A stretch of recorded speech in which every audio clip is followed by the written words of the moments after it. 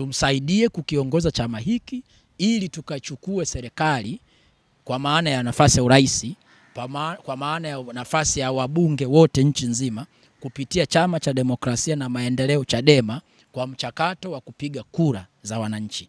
Kwa hiyo sisi na mimi binafsi yangu, yani mimi naizungumza hapa, naamini nina uwezo wa kukiongoza Chadema kama nafasi ya mwenyekiti taifa, na nina uhakika tutakwenda kushinda uchaguzi mkuu mwaka 2025 na tukapata nafasi ya urais kwa kupitia mimi. Hicho ndio ninachotaka kusema.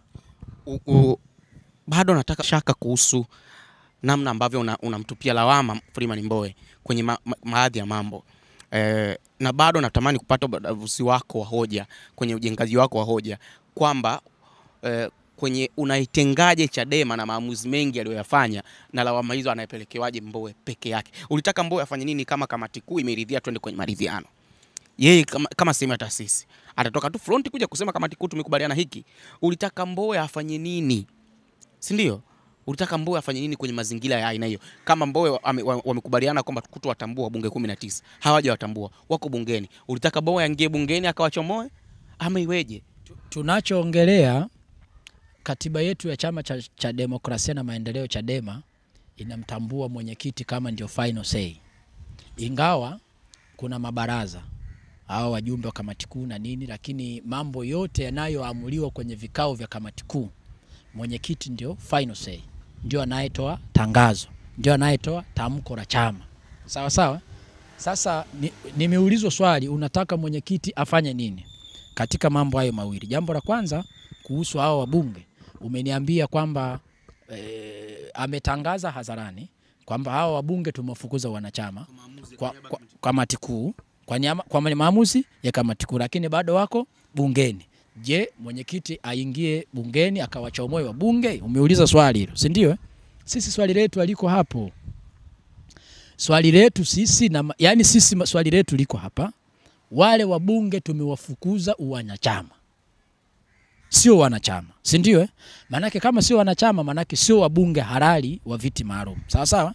Na kama sio wabunge wa viti maalum, sio wabunge halali wa viti maalum kupitia Chadema, wale sisi hatuna sifa na hatuna uhalali wa kupokea ruzuku kutoka serikalini, sawa? Kwa ajili ya wabunge wale 19. Sasa sisi Chadema inapokea ruzuku kupitia wabunge wale 19 ambao tunawaaminishia watu hawa sio wanachama, tumewafukuza wanachama. Umenielewa hapo? Hapo ndio penye swali letu sisi. Lakini pia Mheshimiwa makamu mwenyekiti Tundu Lissu amewahi kutoka hadharani na kulizungumzia bayana hili swala na kumuomba mwenyekiti taifa kwanza aikatae ruzuku haramu, kwa sababu wale kama kamati kuu tumekubaliana wale tumewafuta wanachama, maana sio wabunge wa Chadema. Sisi katiba inasema ukifukuzwa wanachama, wewe sio kama ulikuwa mwenyekiti, ulikuwa diwani, ulikuwa meya, ulikuwa mbunge actually. Ukifukuzwa wanachama, katiba ya chama inavyosema, wewe umepoteza na nini? Na nafasi yako ulionayo. Wale wamefutiwa wanachama wao kwenye vikao vya kamati kuu. Umenielewa ndugu mwandishi? Ina maana kwa mujibu wa katiba wamepoteza na nafasi zao za nini? Za ubunge wa viti maalum. Kwa nini inapokewa ruzuku yao mpaka leo? Juzi Mbowe alijibu hilo swali na akasema kwenye hoja yao ni kwamba pengine watu wengi hamjui hesabu za ruzuku zinatokana na matokeo ya jumla ya kura za urais pamoja na wabunge waliosimama kwenye majimbo na sio wale wa viti maalum. Mimi nitumie nafasi hii kama kweli mimi sikuisikia hiyo. Kama kweli alisema, mimi nichukue nafasi hii ni muombe Mheshimiwa mwenyekiti Freeman Mbowe tufanye press kwa pamoja. Mimi na yeye. Mbowe akae hapo, mimi nikae hapa, ayazungumze hayo mimi nikiwepo ili nijibu hoja yake. Maana nikijibu hapa nitakuwa nakuonea. Nikijibu hapa nitakuwa nakuonea. Romanus ambaye anazungumza kwa undani kabisa mapunda ambayo tuko nayo hapa na tunajaribu kufanua. Unatamani kuifanyia nini Chadema kwa miaka 5? Kwa maana ya sera zako ni zipi endapo wana Chadema ama wajumbe wa mkutano mkuu wakakuamini kukupa kiti? Mimi nina jambo moja tu kubwa ambalo nataka kuifanyia Chadema. Na hilo jambo moja kubwa ni kuhakikisha tunashinda uchaguzi mkuu na kuhakikisha tunatangazwa kwamba tumeshinda nafasi ya urais wa Jamhuri ya Muungano wa Tanzania kupitia tiketi ya Chadema. Hilo tu.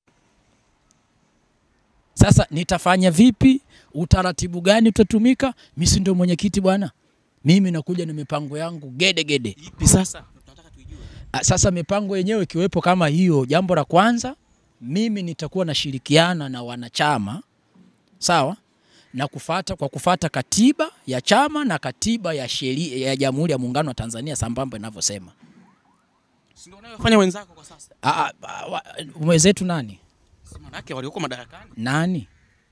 Si Mbowe na timu yake, Mbowe, Lissu na timu yake. Mbowe, mwenyekiti Mbowe, nimesema hapa, nimetangulia kusema, tena nimerudia mara 3.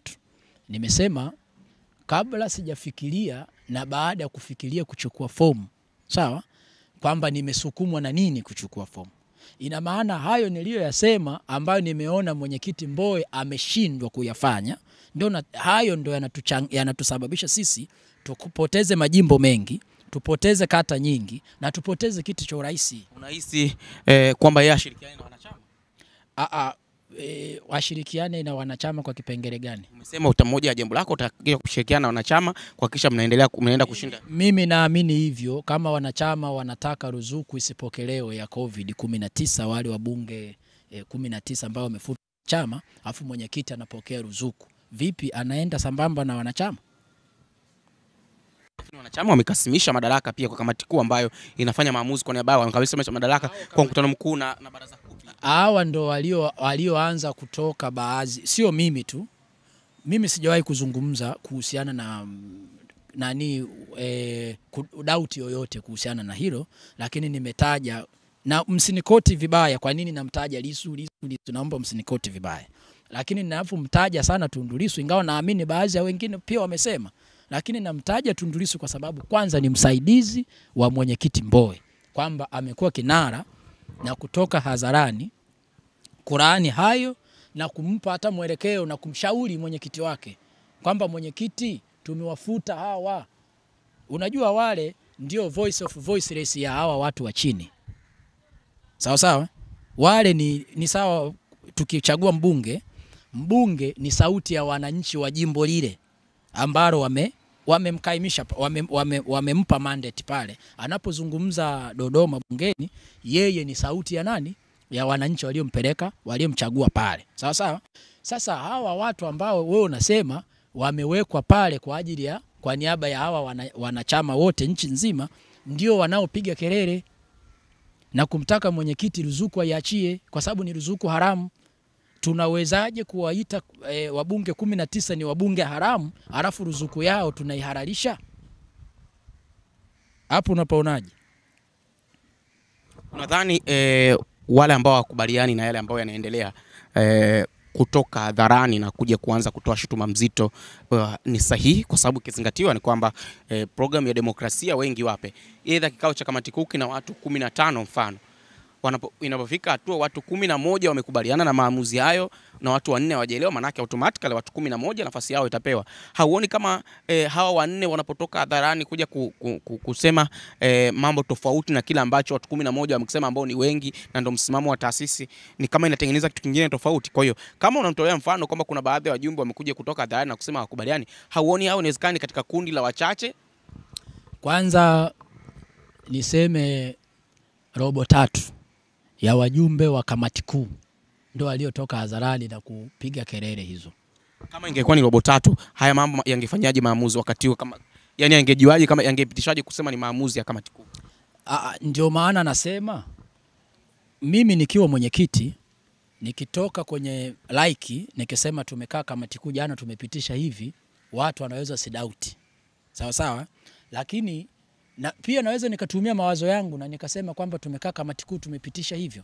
Lakini kujiridhisha kwamba haya maneno sio ya kamati kuu ni vile napotokea competition kwamba baadhi ya wajumbe wa kamati kuu wana crash na kumshauri mwenyekiti wao kwamba mwenyekiti, kwenye hili hapana, tunataka mwelekeo huu. Hapo unaweza kupata two things ambavyo viko tofauti. Sawa? Kwa unataka kusema maamuzi mengi ambayo yanatajwa kama ya kamati kuu yanayotoka hadharani sio maamuzi ya kamati kuu, ni maamuzi ya Mbowe? Exactly. Kwa research gani ulioifanya? Nimezungumza mwanzo kwamba unajua vikao vya kamati kuu vina utaratibu. Kila kitu kinachojadiliwa kamati kuu na kikipitishwa kinakuwa hakina purukushani. Sasa hayo yote nilioyaorodhesha hapa, sawa? Unaweza ukaona mwenyewe kwamba kila kitu ambacho mwenyekiti Mbowe amekitangaza na kusema kwamba yeye na kamati kuu amekaa, tumepitisha hivi kwamba anakutana na ushindani. Na nitakupa mifano ambavyo mambo yaliyopitishwa na kamati kuu na yeye akayatangaza na yanakuwa kurudi. Kama lipi? Kwa mfano, kulikuwa na mchakato elekezi, ilikuwa kama semina elekezi kabla kuchukua fomu za serikali, ilikaa kamati kuu. Sawa? Na mwenyekiti Mbowe alitoa maelekezo kwamba tumekaa kamati kuu, tumeagiza nchi nzima kwamba viongozi wa matawi nchi nzima wawasimamie wagombea wao kuchukua fomu, kujaza na kurudisha ili kuepuka na hujuma za CCM. Ulisikia competition yoyote? Hayo ndio yaliyopitishwa na kamati kuu. Lakini ukiona kuna tamko limetolewa, kamati kuu wamekaa, wamepitisha hili, alafu kesho nasikia kwenye vyombo vya habari kuna competition, hapo kuna question mark na kuna warakini pia. Ukitazama kwa namna ambavyo mambo yenyewe yanavyokwenda, wewe umechukua fomu, lakini umechukua fomu kati ya Tundu Lissu na Freeman Mbowe. Na inawezekana watu wengine wakaja, bwana Odelo nimemtaja mapema ametangaza nia hiyo, lakini nataja ninyi watu watatu mpaka hivi sasa mmechukua fomu. Wenzako wawili wamerudisha tayari. Wewe unarudisha lini? Narudisha Jumatano na nimeshatangaza, na sasa hivi nichukue tena nafasi ya kutangaza. Jumatano narudisha fomu na nitakuwa na press conference kubwa na nitaiweka bayana kwamba wapi nitafanyia, kama ni pale makao makuu au ni sehemu yoyote. Lakini nimewasiliana na katibu mkuu, ameniambia hamna tatizo kwamba nitakaporudisha fomu nitafanya press conference pale. Kwa hiyo na shughuli zingine za kujipanga kwa ajili ya uchaguzi na kwa ajili ya kujipanga na naibuka vipi na ushindi nitaendelea nazo. Hauogopi kupita katikati ya miamba hii? Kwenye lipi? Kwa maana ya profile ya Tundu Lissu, Freeman Mbowe. Mimi nimejipanga vizuri na nina uhakika mpaka sasa hivi nina uhakika wa 98% ya kushinda. 98? Nina uhakika wa 98% ya kushinda. Hizi mbili ndio mpaka sasa unamwachia Mbowe na Lissu. Mbowe na Tundu Lissu. Nini kinakupa jeuri? I swear you. Nina uhakika kwa 98% ya kushinda. Unajua watu wanachukulia kama story, kama utani. Na mimi siongei sana. Kama unavyoniona. Siongei sana. Sasa watashangaa kwenye ukumbi wa uchaguzi. Mimi nina uhakika wa kushinda 98% mpaka sasa. Nikwambia hapa mapema kabisa kwamba watu wengine wamekujulia kwenye kuchukua fomu. Tena inawezekana kuna watu wengine mpaka taarifa ndio kwao ikawa kwa mara ya kwanza. Nimesema mwanzo, nilianza kusema wajumbe wenye sifa za kumpigia mwenyekiti taifa hakuna ambaye hanijui. Sasa kuna tofauti wale 1000 na kitu. Hakuna asiyenijua. Tofauti na kuja hao wanaosema wa mtaani huko.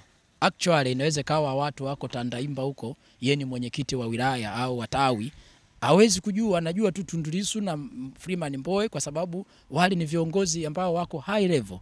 Sawa sawa, lakini wale hasa wajumbe wenye sifa ya kumpigia mwenyekiti taifa wote tunafahamiana. Na hao inaonekana ndio wamegawana watu tayari, huyu wengine wameenda huku, wengine wameenda huku. Hatujaona hata wafuasi wako, hao wengine tunawasema tayari tunaona wafuasi wao hapo wanaonekana. Wewe wafuasi wao umewaona wapi? Tuanzie mwenyekiti Mbowe, wafuasi wake umewaona wapi? Wamemchukulia mpaka fomu na jana wamemsindikiza kwenye kurudisha. Mimi nimechangiwa fomu milioni 1.5 nimechangiwa na wafuasi. Sasa na mimi unasemaje? Kuna wewe umechangiwa fomu. Ukiangalia kwenye vyombo vya habari inaonyesha kabisa na wapambe wangu na wadau wanachama wa chama chetu cha Demokrasia na Maendeleo Chadema wamenichangia fomu. Hapo na hapo unasemaje? Wako wapi sasa, mbona hawaonekani? Ndio hao wamejitokezwa hivi. Ngoja, wale waliomfuata Mbowe na kumchangia, si umesema wameonekana? Na mimi wameonekana, wamenichangia, wametoa milioni 1.5 kunilipia fomu. Unasemaje hao? Mimi tu ndio sijawaona. Ndio maana nasema, na huyu mwingine atakayesema namuona leo na yeye ndio siku hiyo ndio kwanza ameona. Lakini na wewe umechangiwa. Nimechangiwa ndio. Sasa hapo unaweza kupima competition hiyo, na maana lolote linaweza kutokea. Na mimi bwana mpaka sasa hivi Naamini makamu mwenyekiti na mheshimiwa Freeman Mbowe hajawapitia na kuwafikia wote wapiga kura. Hajawafikia. Lakini mimi nimeanza kuwafikia kabla ya kuchukua fomu, na baada ya kuchukua fomu mimi nimechukua fomu tarehe 19. Mpaka leo tarehe ngapi? 23. Kuna siku ngapi? Siku kadhaa. Na nimewafikia wote. Sasa maana nchi nzima. Sasa ndo upige hesabu hapo. Nimewafikia wajumbe wote na ndo maana nimekupa tathmini. Nimekupa tathmini kwamba nina uhakika kwa 98% ya kushinda wenyekiti. 98%. 1% nampa Tundu Lissu, 1% nampa mwenyekiti Mbowe. Na sina masiara, sizungumzi kama jokes. Sasa hivi tuna siku kama mwezi mmoja mbele kufika siku ya uchaguzi, si ndio?